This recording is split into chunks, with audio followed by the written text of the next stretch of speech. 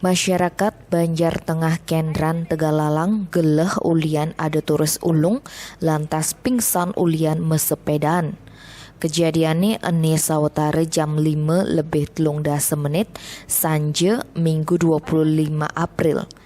Tusing ada warga ane bani nulungin ulian jejah teken virus COVID-19. Dugas kejadiannya, Torise ane madan Charlie ane ngoyong di pondok Bougainville di Banjar Kebon Desa Kedisan Kecamatan Tegalalang gianyar ento menekin sepeda lan ngeliwat di TKP.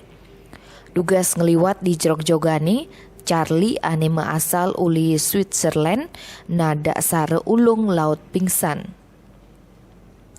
Dugas kejadiannya ada dua saksi ane mentas di TKP. Nepukin ada tores ulung, ia laut ngideh tulung ajak warga lenan. Nanging lacur, tusing ada warga ane bani nulungin, ulian jejah enu ada pandemi COVID-19. Silih sinunggil warga ane nepukin lantas ngubungin Polsek Tegalalang. Korban evakuasine jam 6 sanje nganggo montor patroli Tegalalang.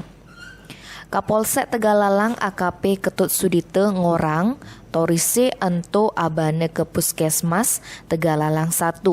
Suut priksane Torise sadar nanging konden ngidang ngedatang peninggalan lan ngutah.